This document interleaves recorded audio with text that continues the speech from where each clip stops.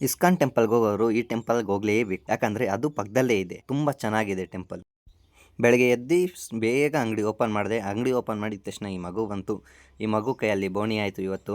ಅದೇ ಥರ ನಾನು ರೆಡಿ ಆಗಕ್ಕೆ ಹೋಗ್ತಾ ಇದ್ದರೆ ಈ ಮನೆ ಹತ್ರ ಹಿರಿಯರು, ನಮ್ಮ ಮನೆ ಹತ್ರ ಇರೋ ಹಿರಿಯರು ಅವರೇ ಇವತ್ತು ಫ್ಲಾಗ್ ಹಾಸ್ಟಿಂಗ್ ಮಾಡ್ತಾಯಿದ್ರು. ನಾನು ಅಲ್ಲಿಂದ ಹೊರಟೆ, ಸ್ನಾನ ಮಾಡ್ಕೊಂಡು ರೆಡಿ ಆಗಿಬಿಟ್ಟು ನಾನು ಅಲ್ಲಿಂದ ಹೊರಟೆ. ಮೆಜೆಸ್ಟಿಕ್ ಹತ್ರ ಸೆಲೆಬ್ರೇಟ್ ಮಾಡ್ತಾಯಿದ್ರು ಇಂಡಿಪೆಂಡೆನ್ಸ್ ಡೇನ. ಈ ದೇವಸ್ಥಾನ ಬಂದುಬಿಟ್ಟು ಮೆಟ್ರೋ ಸ್ಟೇಷನ್ನಲ್ಲಿ ಇಳಿದುಬಿಟ್ಟು ನಾವು ಲೆಫ್ಟ್ ಸೈಡ್ಗೆ ನಡ್ಕೊಂಬರ್ಬೇಕು. ನಡ್ಕೊಂಡು ಹೋಗ್ತಾ ಇರಬೇಕಾದ್ರೆ ಥರ್ಡ್ ಕ್ರಾಸ್ ಮಾಡ್ಕೊಂಡ್ಬಿಟ್ಟು ಇನ್ನೂ ಸ್ವಲ್ಪ ಮುಂದೆ ನಡ್ಕೊಂಡು ಬಂದರೆ ಲೆಫ್ಟ್ ಸೈಡಲ್ಲಿದೆ ಈ ದೇವಸ್ಥಾನ. ಸೊ ಬಟ್ ದೇವಸ್ಥಾನ ತುಂಬ ಚೆನ್ನಾಗಿದೆ. ಆಂಜನೇಯ ದೇವಸ್ಥಾನ ಇದೆ, ಮತ್ತೆ ಅಲ್ಲೂ ಇನ್ನೂ ಅವ್ರ ಹೆಸರು ನಂಗೆ ಗೊತ್ತಿಲ್ಲ ಅಷ್ಟು, ಬಟ್ ಆಂಜನೇಯ ದೇವಸ್ಥಾನ ಅಲ್ಲಿದೆ. ಸಿಂಗಲ್ ಸ್ಟೋನಲ್ಲಿ ಮಾಡಿ ಇಕ್ಕಿದ್ದಾರೆ.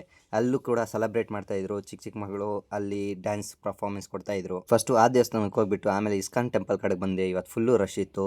ಆದರೆ ಇವತ್ತು ನಾಳೆ ಕೃಷ್ಣ ಜನ್ಮಾಷ್ಟಮಿ, ಅದಕ್ಕೆ ಏನಾಗುತ್ತಂತೂ ಗೊತ್ತಿಲ್ಲ. ಪ್ರಸಾದ ಕೊಟ್ಟರು, ಪ್ರಸಾದ ತಿನ್ಕೊಂಡು ಅಲ್ಲಿಂದ ಬಿಟ್ಟೆ. ಅಲ್ಲಿಂದ ಬರ್ಬೇಕಾದ್ರೆ ಈ ಚಿಕ್ಕ ಮಗನ ನೋಡ್ಕೊಂಡು ಖುಷಿ ಆಗ್ತಾ ಇತ್ತು. ಅದು ಎಷ್ಟು ಚೆನ್ನಾಗಿ ಅವ್ರ ಅಪ್ಪ ಹತ್ರ ಆಟ ಆಡ್ಕೊಂಡು ಮಾತಾಡ್ಕೊಂಡಿತ್ತು. ಅದ್ ನೋಡ್ಬಿಟ್ಟು ನಮ್ಗೆ ಪೇರೆಂಟ್ಸ್ ಹತ್ರ ಹಿಂಗಿದ್ವಾ ಅಂತ ಯೋಚನೆ ಬರುತ್ತೆ. ಇವಾಗ ಅವ್ರಿಗೆ ಹಗ್ ಮಾಡ್ಬೇಕು, ಅವ್ರಿಗೆ ಏನಾದ್ರು ಮಾತಾಡ್ಬೇಕಂದ್ರೂ ಒಂಥರ ಇದಾಗುತ್ತೆ. ಅದ್ರಲ್ಲಿ ಬೇರೆ ಇಂಥವ್ರು ಇರ್ತಾರೆ ಸ್ವಲ್ಪ ಜನ. ಹೋಗ್ಬಿಟ್ಟು ಕಂಡಕ್ಟರ್ ಹತ್ರ ಅದೇನಕ್ಕಂತ ಜಗಳ ಆಡ್ತಾ ಇದ್ನೋ ಗೊತ್ತಿಲ್ಲ. ಮತ್ತೆ ಅಲ್ಲಿಂದ ನಮ್ ಕೆಲ್ಸದ ಕಡೆಗೆ ಹೋದೆ. ಕೆಲಸದಲ್ಲಿ ಇವತ್ತು ಕೂಡ ರಿಬೋಲಿಂಗೇ ಮಾಡ್ತಾ ಇದ್ದಿದ್ದು. ಯಾಕಂದ್ರೆ ನಂಗೆ ಪ್ರಾಕ್ಟೀಸ್ ತುಂಬಾ ಬೇಕು. ಮತ್ತೆ ಏನಾದರೂ ಸ್ವಲ್ಪನಾದ್ರೂ ಮಿಸ್ಟೇಕ್ ಆದರೆ ರಿಬೋಲಿಂಗ್ ಕರೆಕ್ಟಾಗಿ ಆಗಲ್ಲ. ಅದಕ್ಕೆ ಪ್ರಾಕ್ಟೀಸ್ ಮಾಡ್ತಾನೆ. ಅಲ್ಲಿಂದ ನಿಪ್ಪಟ್ಟು ತಿನ್ಕೊಂಡು ಮನೆಗೆ ಬಂದೆ ಅಷ್ಟೇ. ಇವತ್ತಿಗೆ ನಾಳೆ ಸಿಗೋಣ, ಬಾಯ್.